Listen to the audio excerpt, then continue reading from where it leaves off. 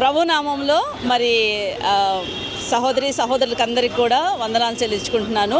నేను ఒక ముఖ్యమైన విషయం చెప్దాం అనుకుంటున్నాను. మేము ప్రతిదినము సువార్త ప్రకటిస్తూ ఉంటాము. అయితే చాలామంది మరి సిస్టర్స్ తక్కువ కానీ బ్రదర్స్ సువార్త ప్రకటించాలని బయటకు వస్తున్నారు, కరపత్రాలు పంచుతున్నారు. నేను ఒకటే చెప్తాను, మీకు ధైర్యము లేకపోతే దయచేసి కరపత్రాలు ఒంటరిగా వెళ్ళి పంచొద్దండి.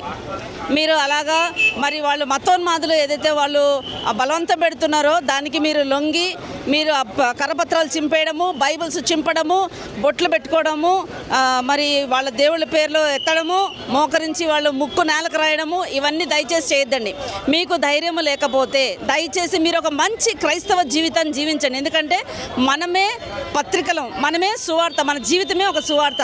అది చేయండి. ధైర్యం ఉన్నట్లయితే మీరు ప్రభు కోసం నిలబడగలము ధైర్యంగా అన్నట్లయితేనే మీరు బయటకు వచ్చి సువార్త చేయండి. ఒకటి. రెండవది, రాజ్యాంగం మనకిచ్చిన హక్కుని, the right what government has given us, ఈ రైట్ని ఎవ్వరు కూడా మన నుంచి తీయలేరు. తీస్తే మనం కోర్టుకి వాళ్ళ పైన మనం కంప్లైంట్ చేయడానికి మనకు కంప్లీట్ హక్కులు ఉన్నాయి.